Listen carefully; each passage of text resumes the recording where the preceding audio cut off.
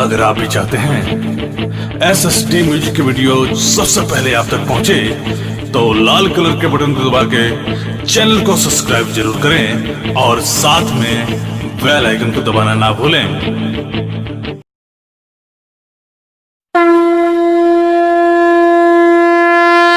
प्रेम से बोलो देवघर वाले बाबा की। SSD music.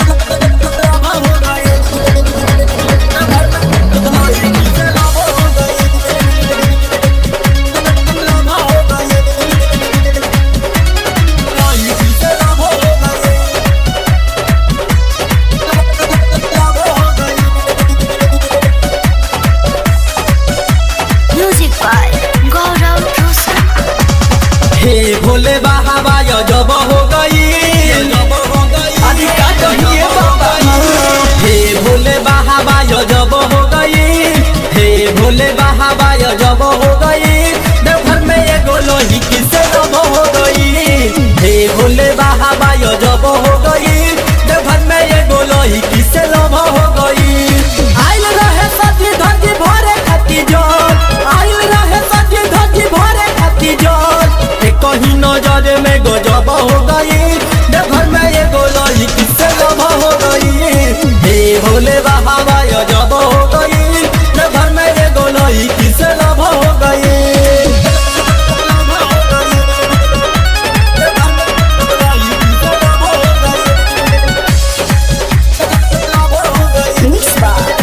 Recording studio Chandi स्थान बघाए। हम सोचत रही दिल कब खिली, दिहनी ध्यान बाबा पले गइल मिली। अरे राम महिमा पार गए बाबा। हम सोचत रही दिल कब खिली, दिहनी ध्यान बाबा पले गइल मिली। रहे जौन इच्छा पूरा सब हो गई। आज बड़ा खुशी मिला रे बाबा दरबार में आके। रहे जौन इच्छा पूरा सब हो गई, देवघर में ये गोलोही किससे लब हो गई। हे भोले बाबा जब हो गई, देवघर में ये गोलोही किससे लब हो गई।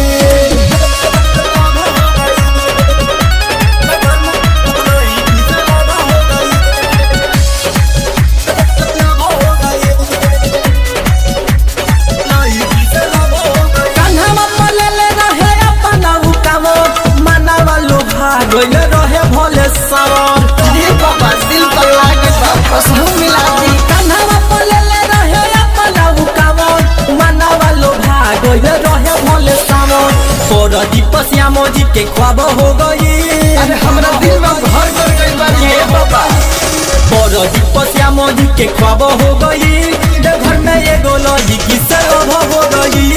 हे भोले बाबा जब हो गई, देवघर में ये गोलोही किससे लब हो गई। आइल रहे सती धरती भरे खाती जोर, आइल रहे सती धरती भरे खाती जोर, कहीं नजर में गजब हो गई, देवघर में ये गोलोही किससे लब हो गई।